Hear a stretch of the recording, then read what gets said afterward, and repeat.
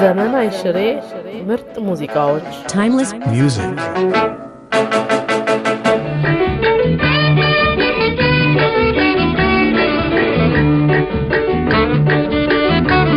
የኢትዮጵያ ጥናትና ምርምር ተቋም ባዘጋጀው ውድድር አሸንፌያለሁኝ።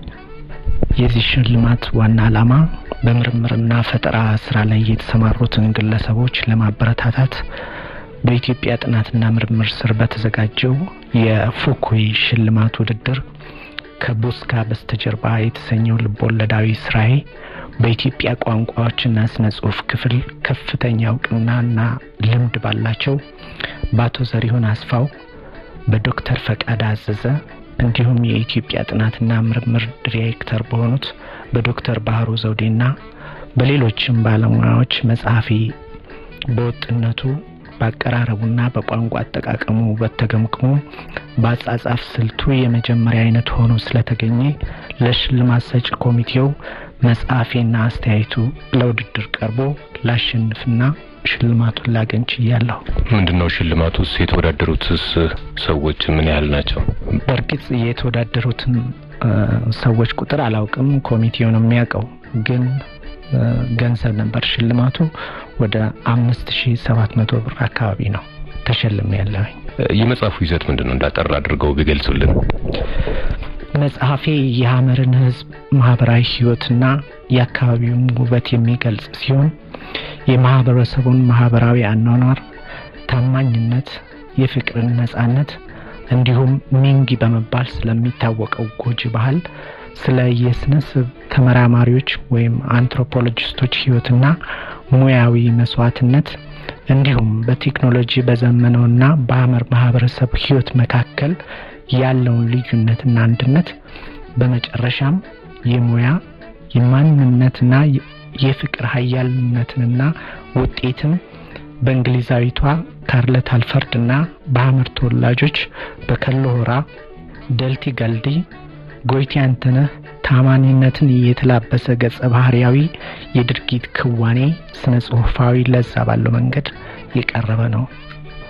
ይሄንን ጽሑፍ ለመጻፍ ምን ያህል ጊዜ ፈጀቦት? እንዲያጋጠሙትስ ችግሮች ምን ነበሩ? ይህን ጽሑፍ ለመጻፍ የግል ጥናት አካሄጄ ነው።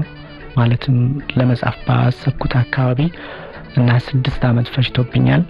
በርግጥ በግል ፍላጎት ተነሳስቼ የሰራሁት በመሆኑ ከቦታ ቦታ ለመዘዋወር አንዳንድ ችግሮች ያጋጥሙኝ ነበር። ማለትም የትራንስፖርት ቢሆንም ስራዬን ከግቡ ላደርሰው ችያለሁ። ዘመን አይሽሬ ምርጥ ሙዚቃዎች timeless music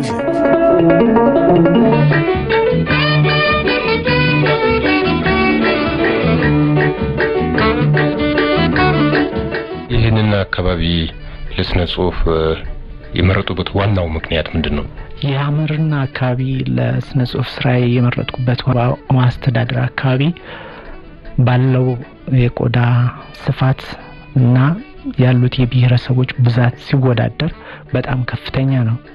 ለምሳሌ የአሪ፣ የበና፣ የሐመር፣ የገለብ ወይም ዳሰነች እና የሙርሲና ሌሎችም ብሔረሰቦች በዛ አካባቢ ይኖራሉ። ሆኖም ግን ሐመር በተለይ የቡስካ ተራራ ታሪካዊነት፣ የባህሉ እና ወጉ ውበት እና የአካባቢው ውበት ጨምሮ እንዲሁም ለበግር ለመዘዋወር ለኔ አመቺ ስለሆነልኝ የሐመርን አካባቢ ለፈጠራ ስራዬ አመቺ ሆኖ አገኘሁት።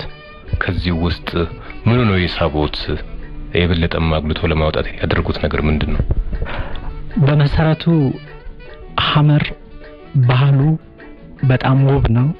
ለምሳሌ ተፈጥሯዊ የሆነ ፍቅር፣ ተፈጥሯዊ የሆነ የሰዎች መግባባት፣ አንዱ ለአንዱ መተሳሰብ፣ ለሌሎች ደግሞ ክብርን መስጠትና እንግዳ ተቀባይነቱ ከዚህም ባሻገር ድንግል የሆነው ተፈጥሮና ሰዎች ማለትም በዛ አካባቢ የሚኖረው ማህበረሰብ ለዛ ለድንግል ተፈጥሮ ያለው አመለካከትና ከተፈጥሮ ጋር በመስማማት ለረጅም ዘመናት በኖረበት አኳኋን አሁንም በመኖር ላይ ያለ በመሆኑ እና ከሌላው በቴክኖሎጂ ከዘመነው ዓለም ጋር ስናስተያየው የደስተኛነት ስሜት ያለው በመሆኑ ምክንያቱም ፍላጎታቸው ውስን ነው። የፍላጎት ውስንነት ደግሞ ህሊናን ደስታ በቀላሉ እንዲያገኙ አድርጓቸው ስላገኘሁት ያንን በመመልከትና ሌሎችም አንዳንድ ጎጂ ባህሎች አሉ። ለምሳሌ ሚንጊ ያልኩት እና ሚንጊ ተብለው አንዳንድ ህፃናት ይጣላሉ። ያመጣሉ በእኔ ግምት ትክክል አይደለም።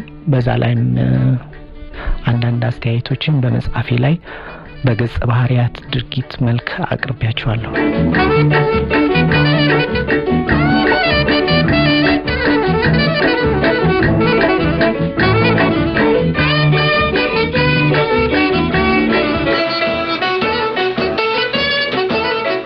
ዘመን አይሽሬ ምርጥ ሙዚቃዎች Timeless music.